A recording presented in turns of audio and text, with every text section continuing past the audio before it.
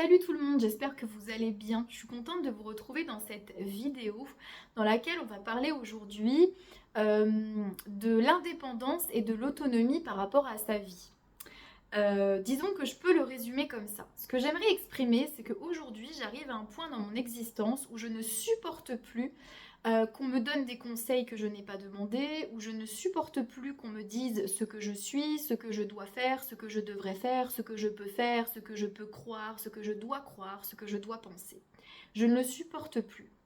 Et dès que quelqu'un a une envie soudaine comme ça, de me donner son avis, de me donner un conseil, de me dire mais tu es comme ceci, tu es comme cela, tu devrais, etc.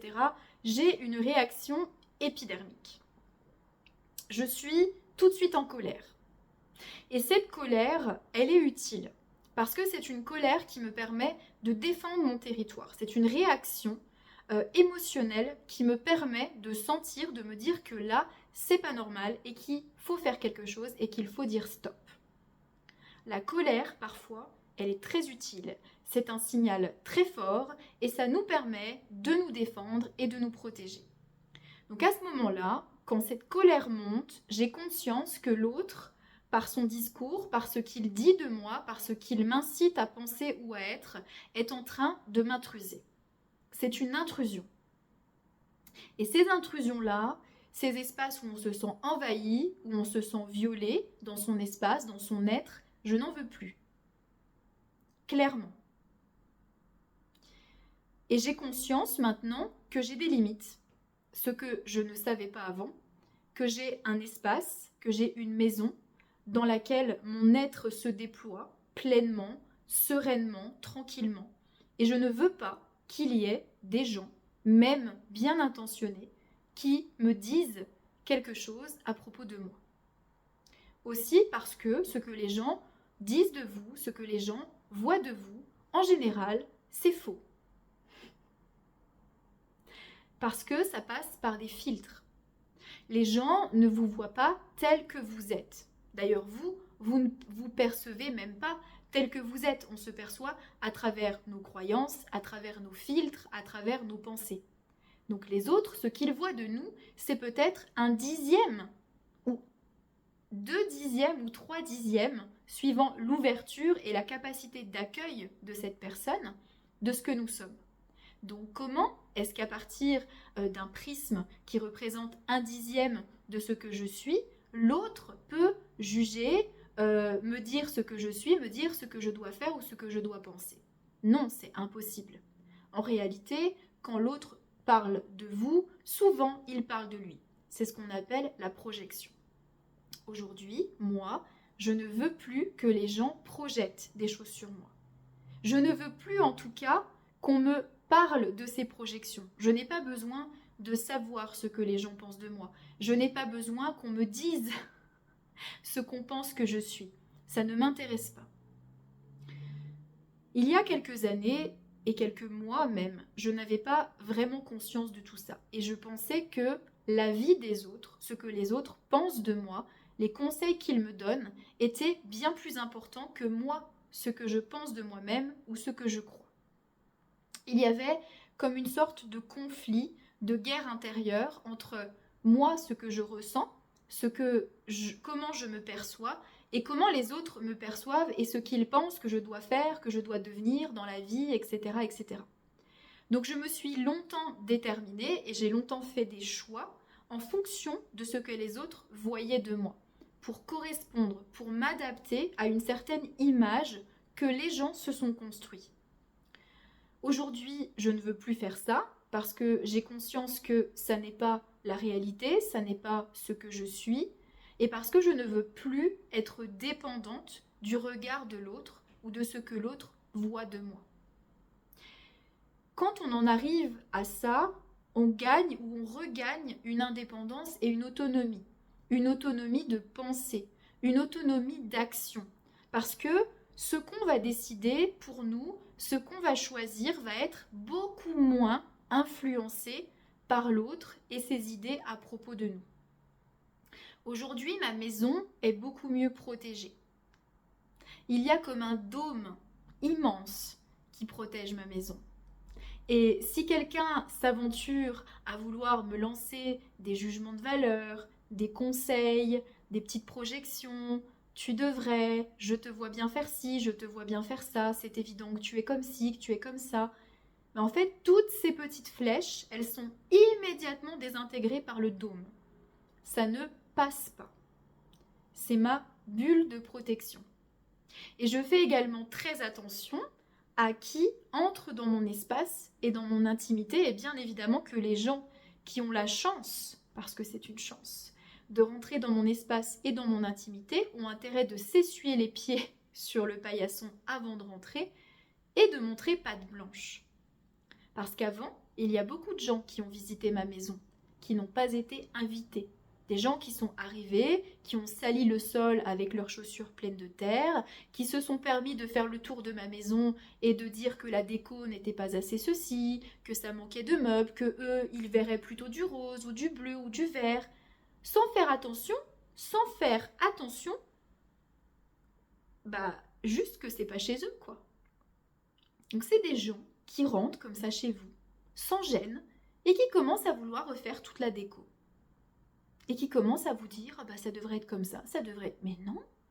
Mais non, mais vous prenez vos sales godasses pleines de terre et vous dégagez en fait, et vous ne revenez pas.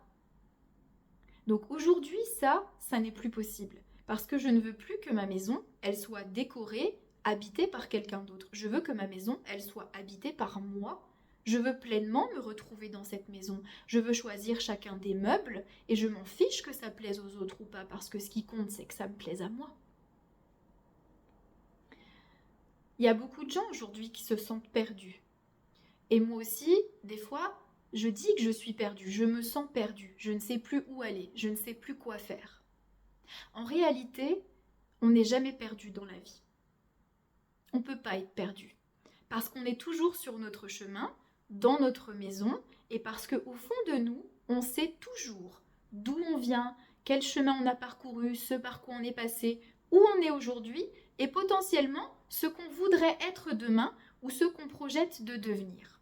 On en est parfaitement conscient. Quand on dit qu'on est perdu, c'est pas qu'on est perdu, c'est qu'en fait, on a perdu la connexion à ce savoir-là. On n'est plus connecté à ce savoir, à ce je sais où j'en suis. Pourquoi ? Parce qu'il y a trop de monde qui se balade dans notre maison. Parce qu'on a laissé trop de choses rentrer. Alors du coup, dans notre espace, on n'arrive plus à se retrouver parce qu'on ne sait plus où on est. Il y a tellement d'idées, de pensées, d'émotions, de conseils, de projections qui sont là tout autour de nous, qui se baladent et qui viennent complètement parasiter ce qu'on est. Évidemment qu'on se sent perdu. Alors ce qu'il faut faire, c'est un grand ménage. Un très grand ménage. Il faut virer, il faut dégager, il faut alléger. Tout ce qui ne m'appartient pas dégage de mon espace. Et s'il faut mettre des coups de pied au cul, on met des coups de pied au cul, il n'y a pas de problème. S'il y a des gens qui se retrouvent le cul devant le portillon parce qu'on les a chassés avec un balai, pas de problème. Il faut aussi que certaines personnes comprennent qu'il y a des limites et qu'il faut les respecter. Et qu'on n'entre pas comme ça dans l'espace de l'autre et on ne se permet pas de lui dire des choses, surtout si il n'a pas demandé. Avoir conscience de ce qui est à moi et de ce qui appartient à l'autre, c'est vraiment une base. Une fois qu'on a éclairci cette limite-là, tout est plus facile. Parce que du coup, on ne va plus se laisser influencer par ce qui vient de l'autre, par ce qui est projeté par l'autre. On va savoir tout de suite mettre une barrière, on va savoir tout de suite dire stop. Dès qu'on sent que quelqu'un commence à émettre un jugement, à donner une idée, une opinion vis-à-vis de nous, de ce qu'on est, de ce qu'il pense qu'on est, stop. Stop, non, je ne t'ai pas demandé, je ne veux pas ton avis. Ton avis sur moi ne m'intéresse pas. Qu'est-ce qu'au final tu sais de moi ? Très peu de choses. Ça dépend déjà jusqu'où tu es capable de me voir, parce qu'il y a bien des parts de moi que tu ne vas pas vouloir voir parce qu'elles vont te déplaire, ok ? Donc ça dépend déjà du degré d'ouverture de regard de la personne. Il y a des personnes qui vont vous voir avec une certaine profondeur et il y a des gens qui vont rester dans des superficialités, voire dans des illusions vis-à-vis de vous-même. Parce qu'il y a les petites lunettes avec les filtres. Donc non. Non. On n'a pas envie de passer notre existence à choisir et à nous déterminer en fonction de ce que croient ou pensent les autres de nous. Ça n'a aucune espèce d'importance. On a déjà été déterminé comme ça auprès de nos parents, auprès de nos profs, à l'école. On a vécu ça pendant assez longtemps. Aujourd'hui, on ne l'accepte plus. On ne veut plus ça. On veut être indépendant, on veut être autonome, on veut être le minimum influençable possible. Alors oui, des influences, il y en aura toujours. On vit dans une société, on a des stimulations visuelles, auditives, il y a de la publicité, il y a plein de choses. On pourra toujours être influencé. Mais un minimum. Un minimum. Afin que mon espace y reste le plus clair possible. Afin que dans mon esprit, ce que je suis, ce que je ressens, ça soit clair. Pour qu'il y ait moins de parasitage, pour que j'arrête de me dire que je suis perdue. Je suis perdue parce que je suis parasitée, parce que tout ça, ça crée de la confusion. On n'a pas besoin de cette confusion. La vie est déjà suffisamment difficile à certains moments, ça nous prend déjà bien la tête. Donc si on peut éviter qu'il y ait des gens qui tournent dans notre maison, qui observent le papier peint en se disant c'est pas très beau, faudrait en faire autre chose, on va l'éviter. Clairement, hein, on va même les foutre dehors. Il nous faut parfois du temps pour conscientiser ça, pour conscientiser et ressentir cette limite. C'est-à-dire, il ne suffit pas de se dire avec la tête « ce n'est pas normal que l'autre me dise ça », etc. Déjà, quand on peut l'identifier, c'est très bien. Mais c'est de sentir dans son corps que quelque chose n'est pas OK. Ça, quand dans votre corps, il y a une réaction, hein, comme cette réaction directe. Moi, c'est comme si j'étais un steak saisi sur le grill, quoi. Hein, direct, j'entends la remarque, j'entends la phrase. Ah, ça me saisit. Je me retrouve comme ça, je me dis, ah non. Alors là, je refuse de passer sur le grill. Je ne suis pas un steak, je ne suis pas un morceau de viande, tu vas sûrement pas me cuisiner comme ça. Donc là, stop. Je m'arrête et je me dis, il y a quelque chose qui ne va pas. C'est pas OK. Après, il y a plusieurs manières, si vous voulez, d'agir face à ça. Hein. On peut simplement remettre la personne à sa place très clairement. Moi, je pense que c'est le mieux, de ne pas se laisser marcher sur les pieds. Le mieux, c'est que quand quelque chose nous déplaît et quand on sent que c'est pas OK, tout simplement de dire avec des mots très clairs à la personne « je trouve ça déplacé ». Je ne trouve pas du tout que ce soit normal que tu aies ce discours par rapport à moi. Je n'accepte pas. Je ne t'ai pas demandé ton avis. Je sais très bien ce que je suis. Je n'ai pas besoin de ton avis. Voilà, couper court.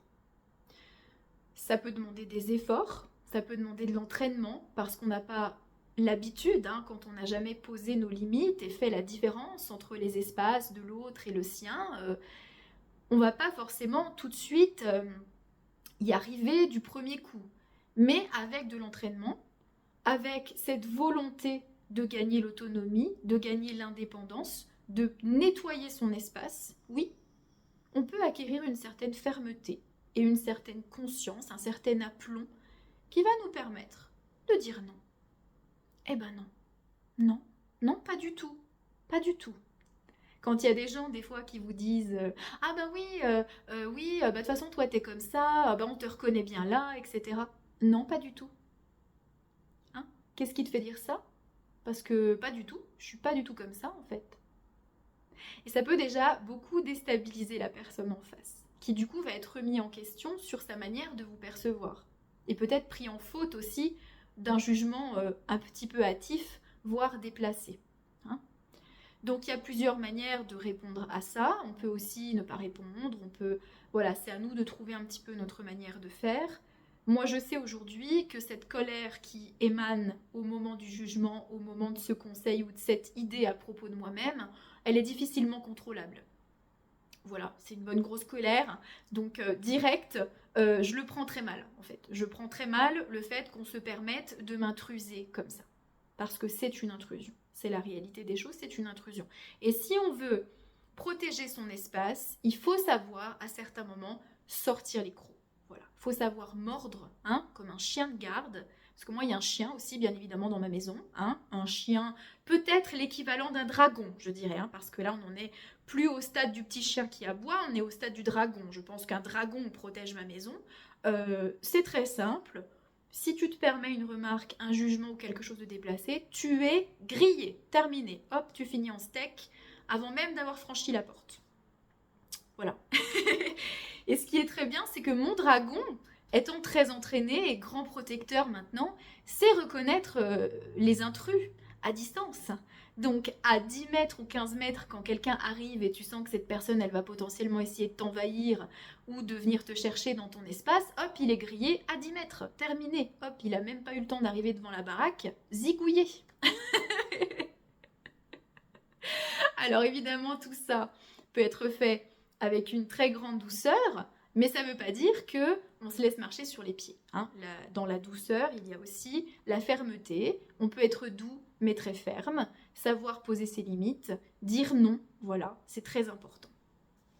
Et pour terminer, je dirais qu'il n'est jamais trop tard, bien évidemment.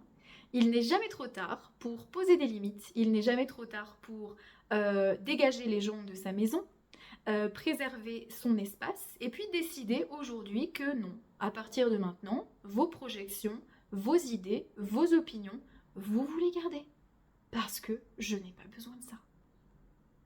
Merci de m'avoir écouté, à bientôt.